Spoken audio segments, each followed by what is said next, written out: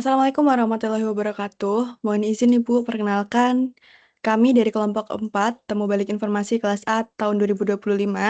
Izin memperkenalkan diri terlebih dahulu, saya Wadzur Febrief Rohmah dengan rekan saya, Sausan Berliana Ariski dan juga Rona Realta Najma. Di sini kami akan mempresentasikan hasil dari tugas besar kami dengan judul Similarity Songs Recommendation berbasis Music Information Retrieval.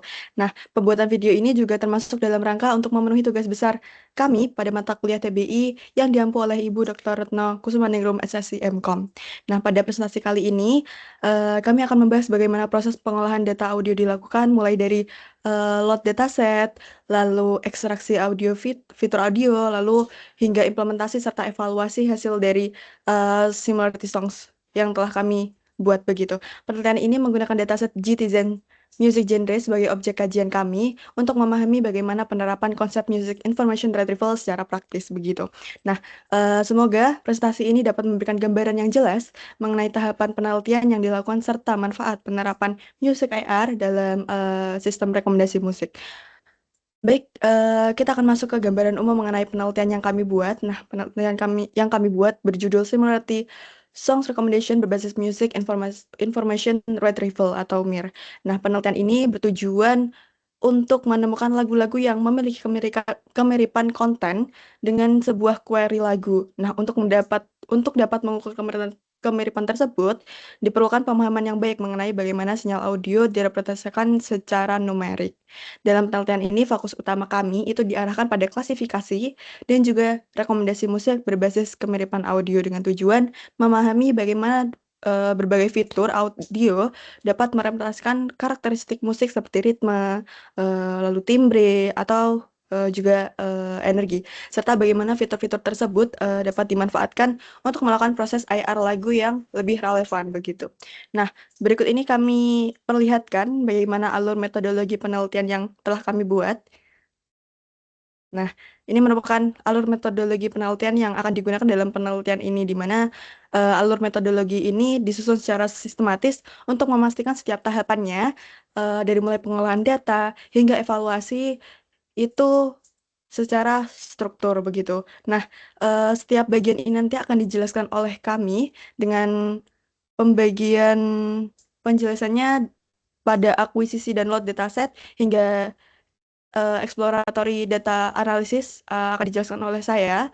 Lalu preprocessing data dan juga modeling akan dijelaskan oleh Sausan Berliana, dan juga di bagian recommender system, implementasi hingga evaluasi akan dijelaskan oleh Rona Realta Najma.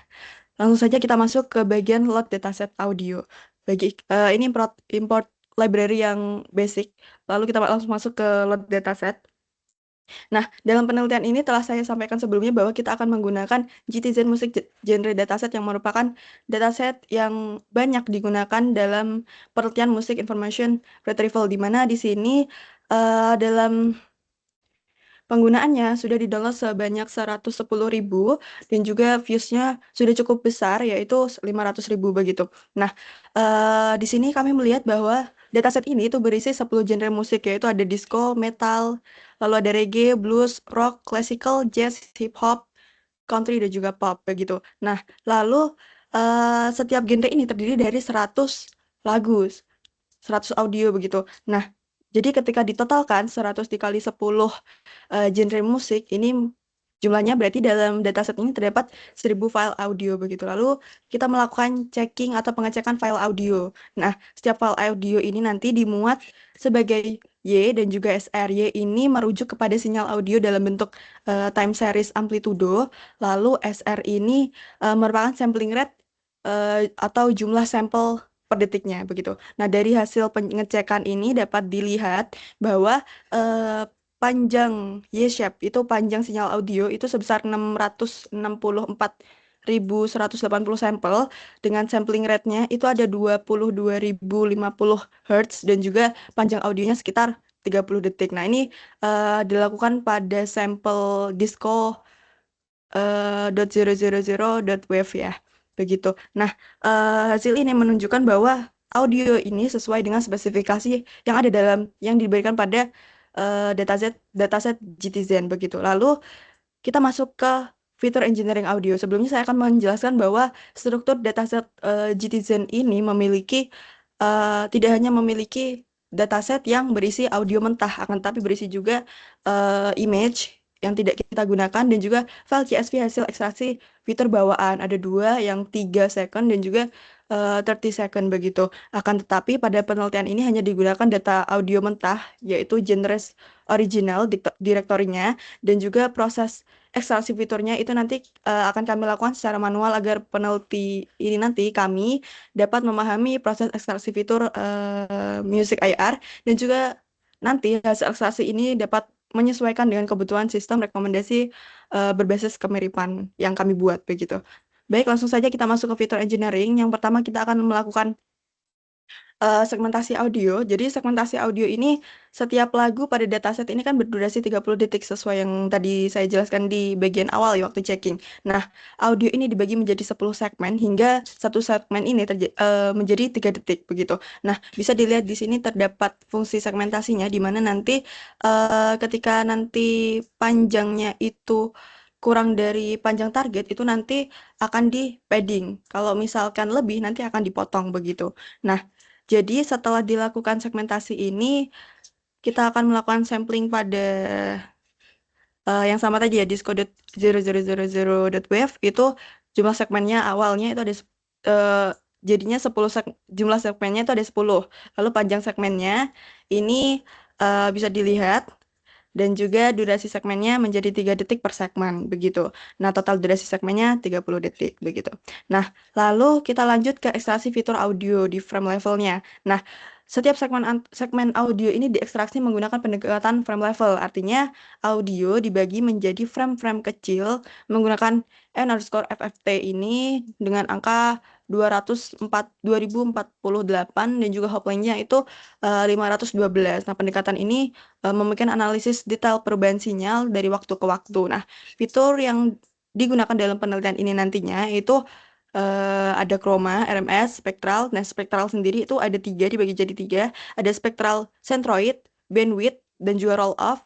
Lalu ada ZCR juga, HPSS, dan juga MFCC. MFCC ini nanti ada 20 sendiri begitu.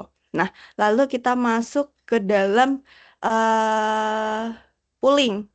Begitu. Jadi, kenapa kita harus melakukan pooling? Nah, fitur hasil ekstraksi pada level frame dan juga segmen itu memiliki dimensi yang cukup besar begitu dan bervariasi antar lagu. Oleh karena itu, dilakukan proses pooling fitur untuk merangkum informasi fitur menjadi representasi global per lagu. Nah, untuk mengubah fitur frame level menjadi satu vektor fitur per lagu, satu row begitu, itu kami gunakan teknik pooling statistik, yaitu menggunakan mean dan rata-rata. Mean atau rata-rata dan juga variance atau variansi begitu. Nah, untuk pooling ini sendiri kami lakukan di Chroma, RMS, spectral feature yang tak ada 3 tadi, lalu CCR, harmonic, dan juga MFCC itu ada 1 sampai 20. Jadi ketika nanti misalkan Chroma nanti ada Chroma Chroma min, Chroma var. Lalu untuk yang MFCC sendiri itu nanti ada MFCC 1 min, MFCC 1 var hingga ke MFCC 20 min dan juga MFCC 20 var. Selain itu, kita juga menggunakan length dan juga tempo. Akan tetapi di tempo ini itu dihitung langsung dari sinyal audio penuh tanpa segmentasi untuk menangkap karakteristik ritme lagu secara global begitu. Nah, lalu selesai kita pooling, kita akan membentuk dataset fitur audio. Tadi kan sudah ada berbagai macam fitur dengan min dan juga var. Nah, sekarang kita akan bentuk dataset fitur audio itu menjadi suatu dataset baru dan juga data frame baru begitu ya.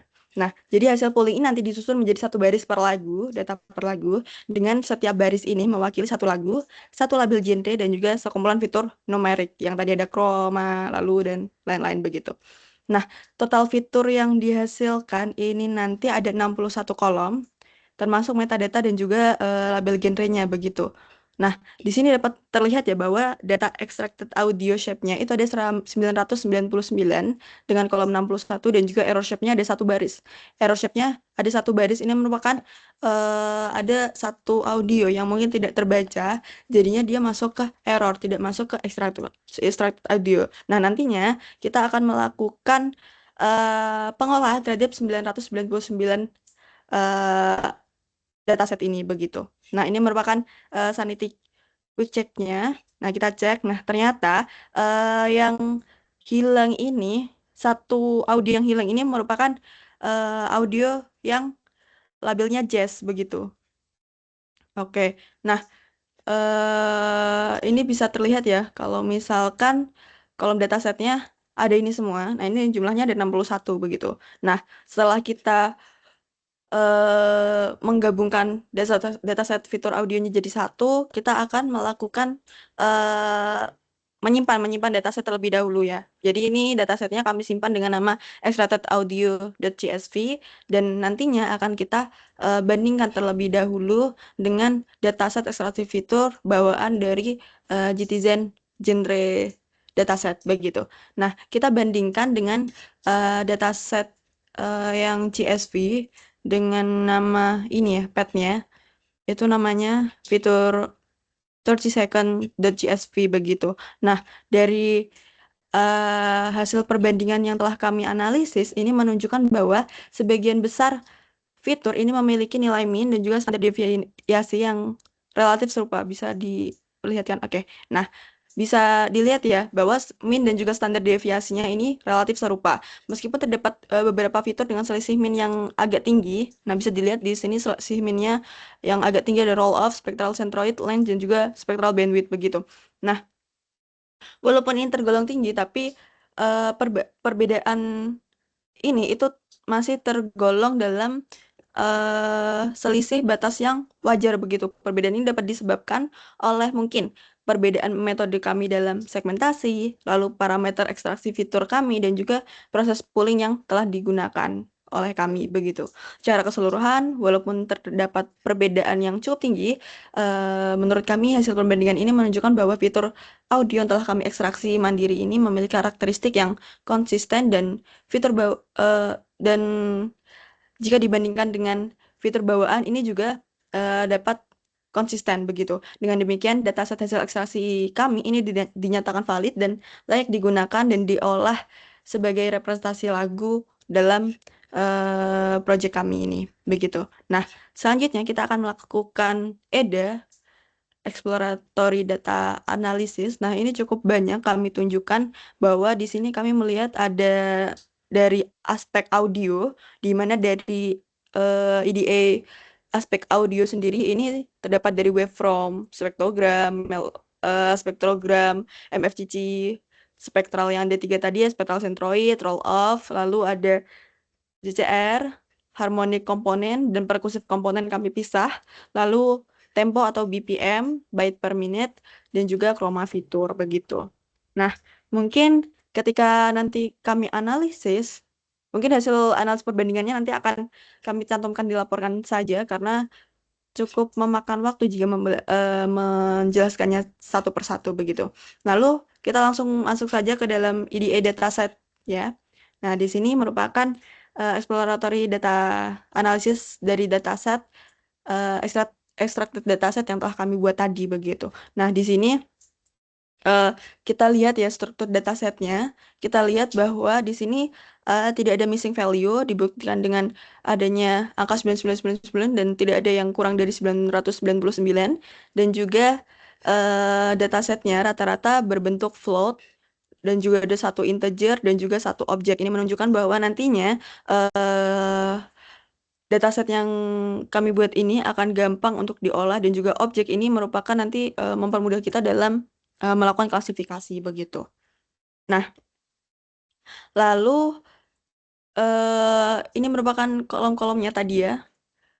Dan juga terdapat pula kolom metadata seperti file name, path, dan juga label genre begitu. Nah, lanjut kita ke correlation heat map yang ada 3 ini. Kita akan bahas satu persatu di mana dari visualisasi ini kami tampilkan ada 3 yaitu antar fitur min, antar fitur variance, dan juga hubungan fitur terhadap label genre begitu. Kita masuk ke antar fitur min terlebih dahulu.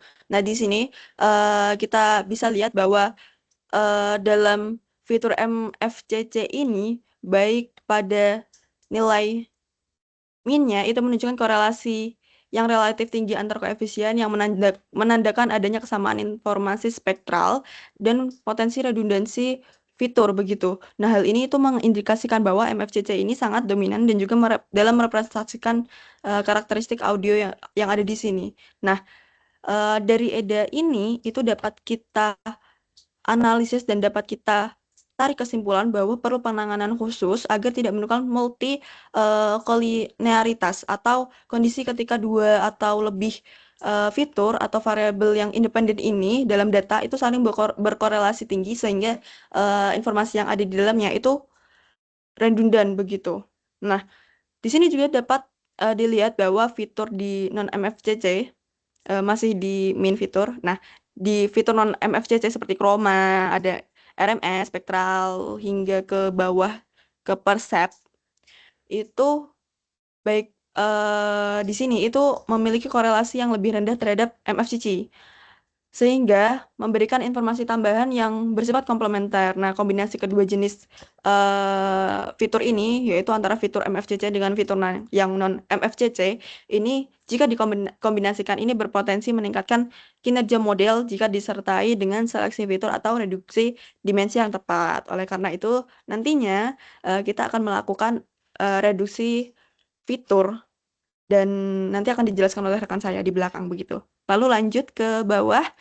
Nah, di yang heat map yang antar fitur variance ini sebenarnya tidak jauh beda karena pada intinya dia mengandung yang MFCC itu banyak mengandung apa ya? Banyak mengandung redundansi data begitu. Yang intinya dia berpotensi kalau misalkan dia nanti akan menimbulkan multikolinearitas seperti yang saya jelaskan seperti tadi begitu. Lanjut ke bawah, kita lanjut ke hubungan fitur terhadap label genre ya. Bisa ke bawah lagi. Nah, kita lihat heatmap-nya saja. Di sini heatmap korelasi fitur, ke heatmap korelasi fitur. Oke, nah heatmap korelasi fitur terhadap label genre ini menunjukkan bahwa MFCC itu memiliki korelasi yang baik min ya, baik min. Jadi korelasi antara MFCC, baik min maupun variasi, ini memiliki korelasi yang cukup konsisten dibandingkan dengan fitur lain, terutama pada genre seperti metal. Nah, kita lihat di metal, ini cukup konsisten dan juga di rock. Nah, di rock malah lebih konsisten lagi. Dari segi warnanya kita lihat ya, tingkat warnanya juga tingkat poinnya begitu. Nah, selanjutnya kita lanjut ke distribusi fitur terhadap genrenya. Oh, maaf, maksudnya distribusi fitur tempo terhadap genre. Nah, dalam distribusi fitur ini divisualisasikan menggunakan box plot. Jadi, dalam box plot tempo ini menunjukkan bahwa terdapat perbedaan karakteristik tempo antar genre musik begitu. Nah, di mana genre seperti disco dan juga reggae itu cenderung memiliki tempo median yang lebih tinggi. Nah, bisa dilihat di garis tengahnya, itu lebih tinggi daripada yang di bawahnya. Nah, sedangkan hip hop dan jazz memiliki tempo yang relatif lebih rendah dan juga stabil. Nah, kita masih lihat di garis tengahnya ya. Nah, sedangkan variasi tempo juga berbeda antara genre. Dengan klasikal dan jazz menunjukkan sebaran yang lebih lebar, jadi lebih lebar dia, dan juga menandakan keragaman tempo yang lebih tinggi. Hal ini menunjukkan bahwa tempo itu dapat menjadi salah satu fitur pendukung dalam membedakan genre musik meskipun tidak bersifat tunggal atau dominan. Karena tadi ya seperti yang kita lihat di sini sebarannya sangat bervariasi begitu. Baik, bagian EDA telah selesai saya jelaskan, bisa dilanjutkan oleh rekan saya, Sausan Berliana, untuk menjelaskan pre-processing dan juga modeling. Terima kasih. Oke, selanjutnya masuk ke tahap pre-processing. Jadi di tahap pre-processing ini terdapat 3 tahap, yaitu yang pertama split data, lalu scaling, dan yang ketiga itu ada visualisasi menggunakan PCA untuk melihat distribusi genre antar fiturnya. Jadi yang proses pertama ini split data, jadi dilakukan membagi dataset menjadi tiga data. Yang pertama itu data training, lalu data validasi, dan data testing. Di mana data training ini sebesar 70%, validasi 10%, dan testing sebesar 20%. Nah, untuk tahap pertamanya dipisahkan terlebih dahulu. Untuk X itu yang data terkait fitur-fitur, sementara yang Y itu terkait labelnya. Nah, untuk yang X ini kita ambil yang kolom-kolom numerik saja, di mana kita pertama drop dulu kolom yang bersifat objek, yaitu ada file name, label, dan juga path. Lalu yang Y ini diisikan dengan data label. Lalu untuk split data 70% training ini dan 30% testing, di mana 10%. Yang pertama itu bagian 70% training dan 30% testing itu dibagi, di mana 70% training ini disimpan di Xtrain, dan juga untuk 30% itu disimpan di Xtemporer, di mana Xtemporer ini nantinya dibagi menjadi 10% validasi dan 20% testing. Di sini test size-nya menjadi 0,3, lalu dari 0,3 itu atau dari 30% itu menjadi 10% validasi dan 20% testing. Jadi di sini X-file-nya dan X-test-nya tuh dibagi 2/3. Lalu di stratify-nya juga di YTEM. Lalu setelah di print, apabila dilihat sebarannya dari splitting data itu, training ada sebanyak 699 baris, sedangkan validasi 100, testing 200. Di sini memadai untuk pembagian 70% training, validasi 10%, dan testing 20%. Selanjutnya, setelah dilakukan split data, di sini dilakukan scaling, karena seperti yang kita tahu, sebaran data dari dataset yang kita punya itu berbeda-beda. Ada yang rentangnya ratusan, ada yang puluhan, ataupun satuan. Nah, jadi scaling ini untuk menyamakan skala antar fitur dari datasetnya itu sendiri. Jadi, di sini kami menggunakan scaling min-max scaler, di mana hal ini tuh lebih optimal karena kedepannya kita menggunakan quotient similarity, di mana di situ tuh pakai vektor. Nah, di min-max scaler itu kan rentangnya dari 0 sampai 1. Nah, untuk vektor numerik itu lebih cocok menggunakan min-max scaler, di mana rentangnya 0 sampai 1. Nah, di sini untuk scalingnya sendiri, setelah dipisahkan dari data X, fitur, dan Y tadi, scalingnya untuk scaling diterapkan di Xtrain saja. Jadi di feed transform di Xtrain, sedangkan untuk X validasi dan X testing itu hanya ditransform saja. Jadi kenapa dilakukan seperti itu? Supaya tidak terjadi data leakage atau data itu terlalu mudah untuk mengenali data yang setelah di scaling seperti itu. Lalu di sini saya menggunakan visualisasi PCA 2 komponen, di mana di sini itu sebagai visualisasi distribusi genre berdasarkan fitur. Jadi fitur yang sebanyak 61 tadi itu di PCA menjadi 2 komponen, yaitu menjadi audio PCA 1 dan audio PCA 2. Jadi di sini merepresentasikan dari dimensi fitur yang banyak tadi itu cuman dibagi jadi 2 komponen untuk melihat bagaimana sebarannya fitur-fitur tadi terhadap genre. Jadi bisa diketahui contohnya di scatter plot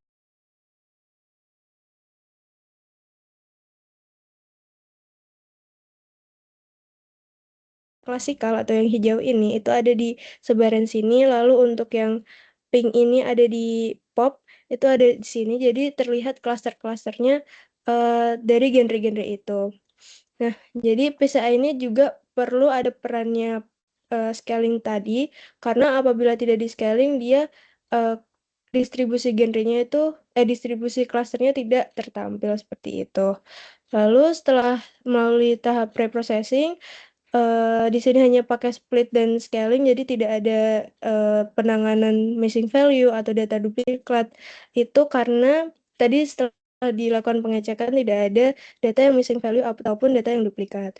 Nah, setelah data dikatakan cukup bersih, langsung masuk ke modeling. Nah, di modeling ini kita mencoba 9 model yang berbeda, yaitu ada naive Bayes, lalu ada SGD, ada KNN, decision tree, random forest, support vector machine atau SVM, logistic regression, neural nets, terus habis itu ada XGBoost dan juga XGBoost yang random forest, seperti itu. Nah, di sini kita menggunakan uji coba untuk 9 model yang berbeda, kita gunakan sebagai prediksi dari data testingnya. Nah, untuk mencari model yang terbaik untuk klasifikasi ini, kita awalnya mendeklarasikan fungsi model akses di sini, itu model di-fit untuk X-train dan Y-train. Lalu untuk prediksinya sendiri itu menggunakan X validasi. Jadi belum langsung ke X testing. Jadi untuk mencari model terbaik itu pakai yang validasi terlebih dahulu.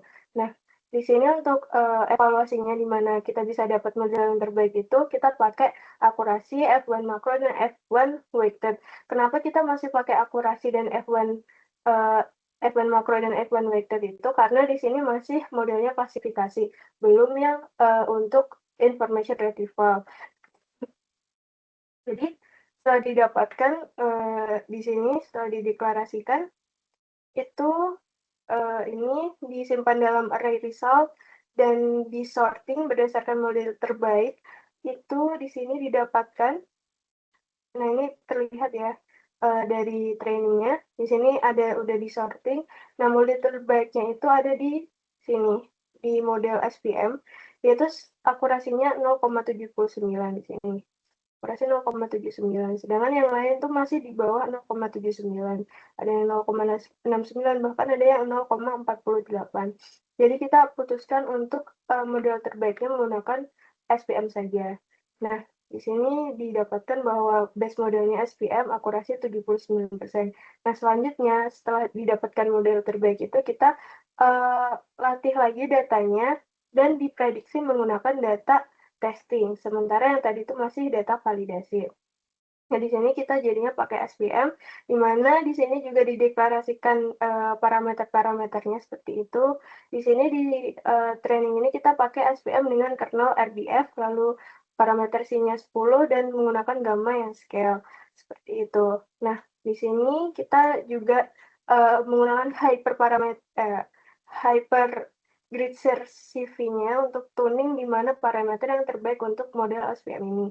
Di sini kita coba masukkan C-nya 0,1, 1, terus 10, 30, 100, dan gambarnya ada scale 0,01, 0,03, dan lain sebagainya. Itu didapatkan bahwa base parameternya itu base parameternya itu C-nya 10 dan gambarnya 1,0.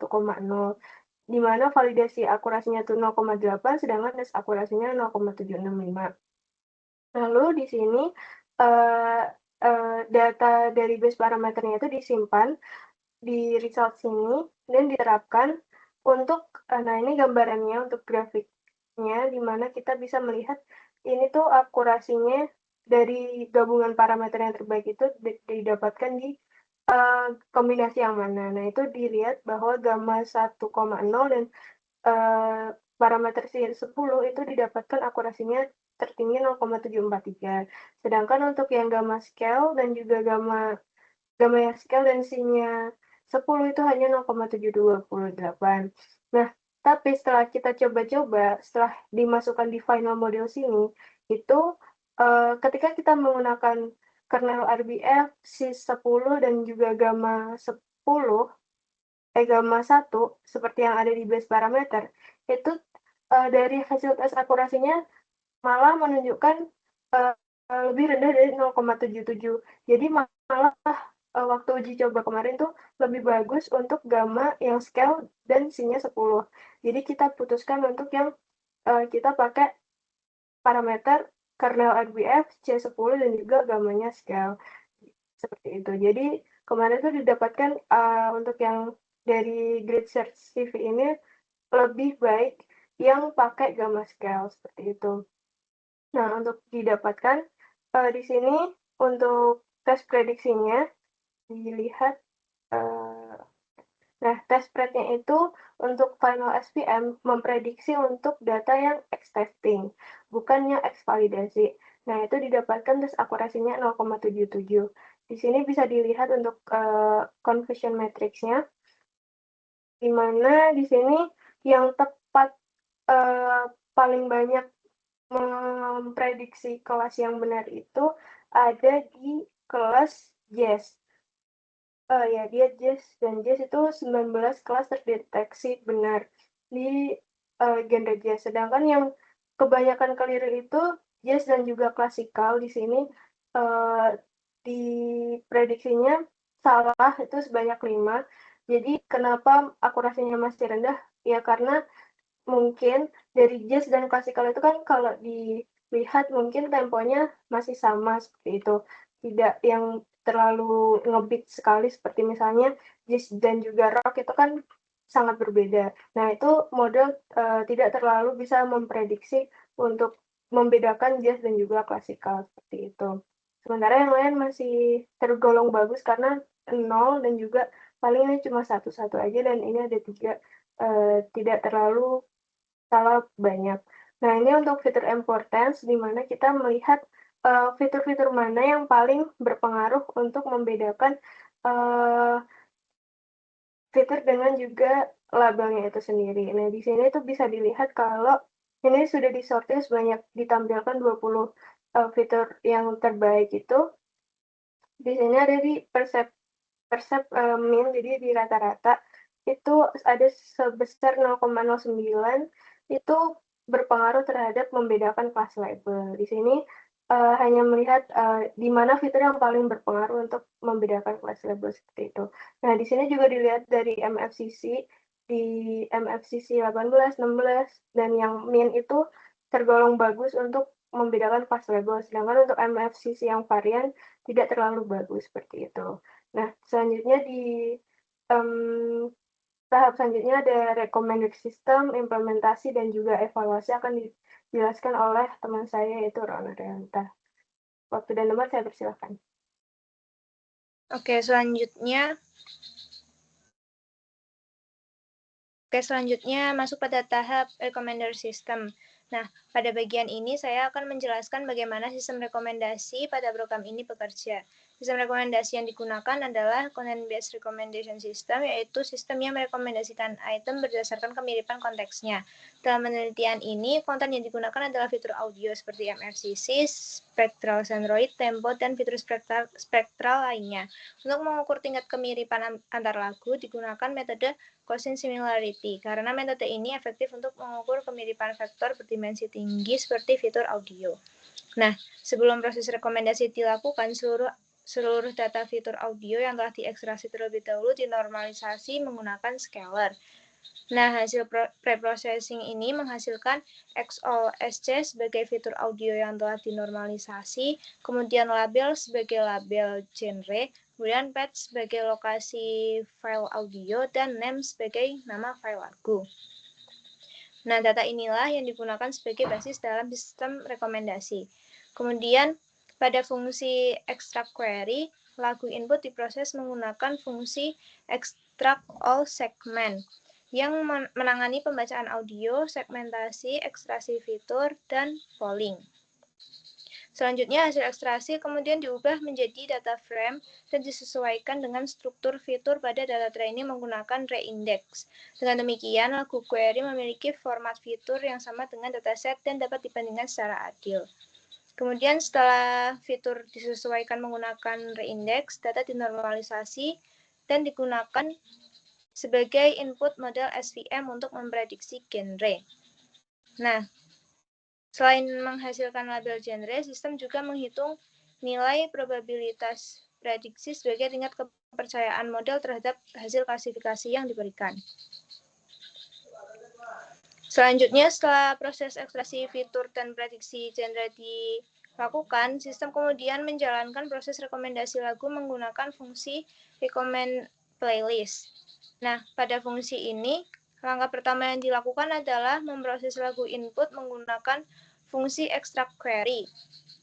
Kemudian hasilnya dinormalisasi menggunakan scalar yang sama dengan data training. Selanjutnya, sistem menghitung tingkat kemiripan antara lagu query dengan seluruh lagu yang ada di dataset menggunakan metode Quotient similarity. Nah, nilai Quotient similarity ini menunjukkan tingkat kemiripan antara lagu, di mana nilai yang semakin mendekati 1 menandakan bahwa lagu tersebut semakin mirip dengan lagu input. Kemudian pada bagian if drop self and patch is not known berfungsi untuk menghindari lagu input muncul kembali sebagai hasil rekomendasi. Jika lagu yang direkomendasikan memiliki path yang sama dengan lagu query, maka nilai similarity-nya diubah sangat kecil agar tidak terpilih. Kemudian pada tahap top IDX, nilai similarity diurutkan dari yang terbesar ke terkecil. Diambil sebanyak top N lagu dengan nilai kemiripan tertinggi. Dan lagu-lagu inilah yang akan menjadi rekomendasi. Kemudian hasil rekomendasi disusun dalam bentuk data frame yang berisi rank lagu, kemudian nilai similarity, label genre, nama file lagu, dan path file lagu. Nah, data ini kemudian diurutkan kembali berdasarkan nilai similarity tertinggi agar lagu yang paling mirip berada di urutan paling atas. Nah, kemudian setelah sistem menghasilkan daftar rekomendasi lagu melalui fungsi recommend playlist, langkah selanjutnya adalah menampilkan dan memutar hasil rekomendasi tersebut kepada pengguna.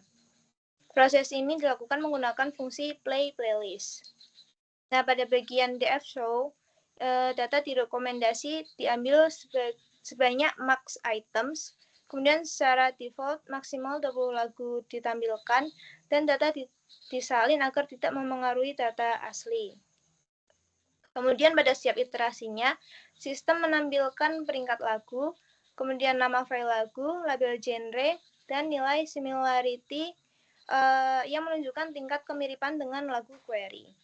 Nah, hal ini bertujuan agar pengguna dapat melihat informasi setiap lagu secara jelas sebelum diputar. Kemudian pada bagian if pd.notna_row.getPath_non itu berfungsi untuk memutar file audio langsung dari path lagu, kemudian menggunakan IPython display audio, serta memudahkan pengguna mengevaluasi hasil rekomendasi secara langsung. Jika path lagu tidak tersedia, maka sistem akan menampilkan keterangan bahwa file tidak dapat diputar. Kemudian setelah seluruh proses ekstraksi fitur, prediksi genre, dan rekomendasi lagu dilakukan, tahap selanjutnya adalah penerapan sistem pada sebuah contoh lagu sebagai sistem uji.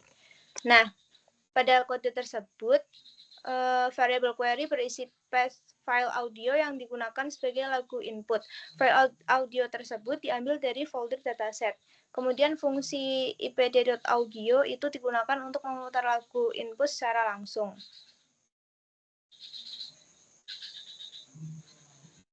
Nah, setelah lagu input dipilih dan diputar, tahap selanjutnya adalah melakukan prediksi genre menggunakan model klasifikasi yang telah dilatih sebelumnya. Kode tersebut digunakan untuk menampilkan hasil prediksi genre ke layar, serta menampilkan nilai confidence sebagai indikator keyakinan model. Nah, dapat dilihat kode tersebut menghasilkan prediksi genre-nya itu pop dengan skor confidence score-nya sebesar 0,83.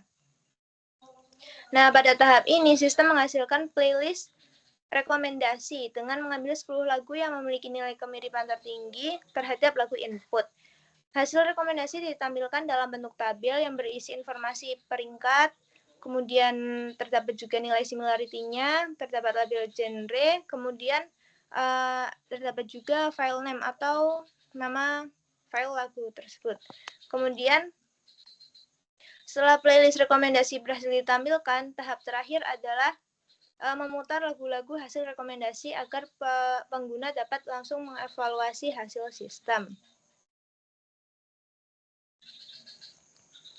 Oke, selanjutnya setelah sistem mampu melakukan prediksi genre dan rekomendasi lagu, tahap selanjutnya adalah melakukan evaluasi performa model klasifikasi untuk mengetahui seberapa baik model bekerja.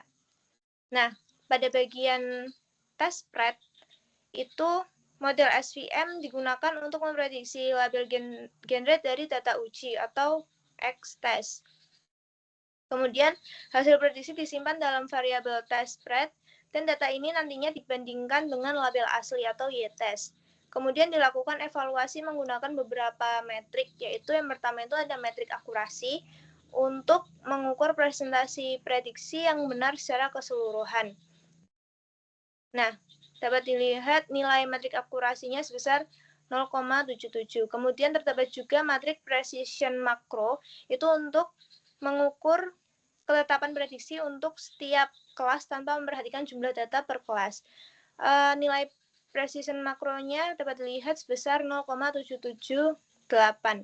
Kemudian ada juga metrik recall makro, itu untuk mengukur kemampuan model dalam mengenali semua data pada tiap kelas. Nah, nilai recall makro dapat dilihat sebesar 0,77. Kemudian, terdapat juga nilai matrik F1 score makro. Itu merupakan rata-rata harmonis antara precision dan recall untuk semua kelas. Dapat dilihat nilai F1 score makronya sebesar 0,7697. Kemudian terdapat juga matrik F1 score weighted, itu sama seperti F1 score makro, tetapi mempertimbangkan jumlah data pada tiap kelas. Dapat dilihat juga nilainya sebesar 0,7697. Nah, metrik-metrik tersebut digunakan untuk melihat performa model secara lebih menyeluruh, terutama karena data terdiri dari banyak genre. Pada bagian print classification report YTES, test spread akan menampilkan precision, recall, kemudian F1 score, serta sport atau jumlah data untuk setiap genre musik sehingga dapat diketahui genre mana yang paling baik atau paling sulit diklasifikasikan oleh model. Kemudian terdapat juga confusion matrix yang digunakan untuk melihat perbandingan antara label sebenarnya dan hasil prediksi, serta mengetahui kesalahan klasifikasi antar genre.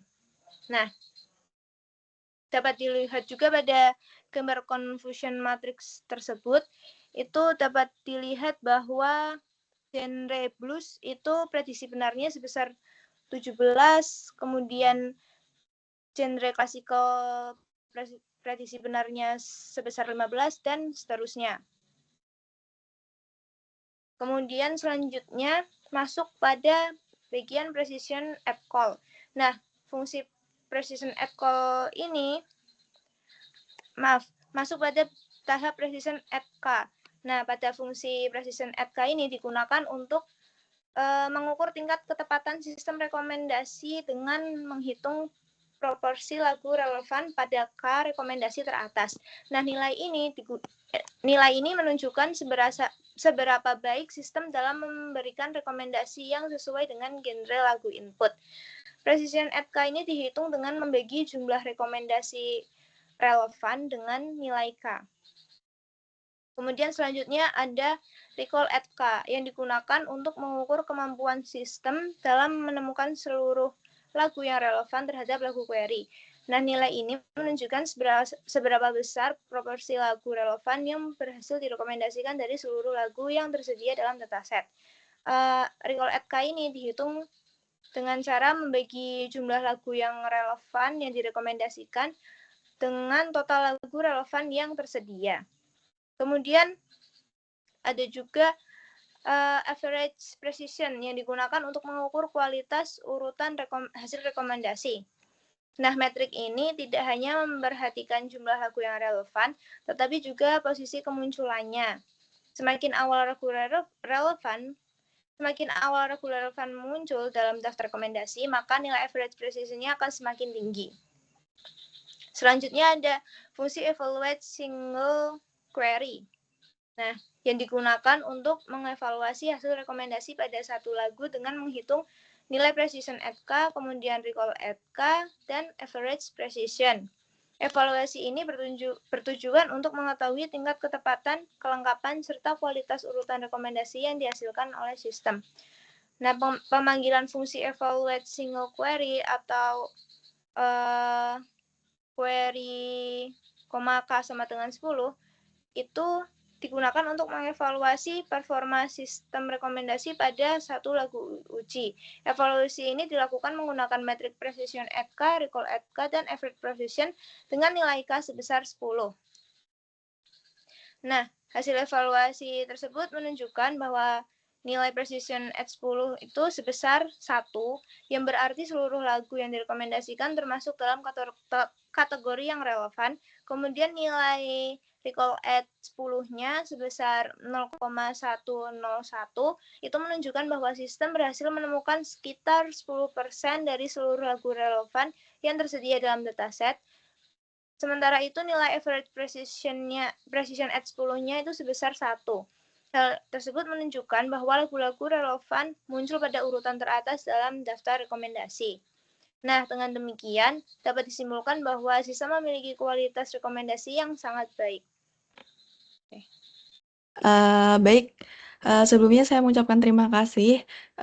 Selesailah pembahasan kami mengenai tugas proyek kami, dan kami menyadari bahwa proyek kami masih jauh dari kata sempurna. Oleh karena itu, untuk penelitian selanjutnya mungkin dapat dilakukan untuk menggunakan dengan dataset yang lebih besar dan juga lebih beragam. Nah, ini nanti agar model yang dibuat itu dapat mengenali karakteristik genre musik dengan sangat baik begitu. Selain itu, performa sistem juga dapat ditingkatkan dengan mengeksplorasi metode klasifikasi lain atau model deep learning begitu, serta mengombinasikan fitur audio dengan preferensi pengguna untuk menghasilkan rekomendasi musik yang lebih personal dan juga akurat. Sekian dari kami, terima kasih. Mohon maaf atas kekurangannya. Wassalamualaikum warahmatullahi wabarakatuh.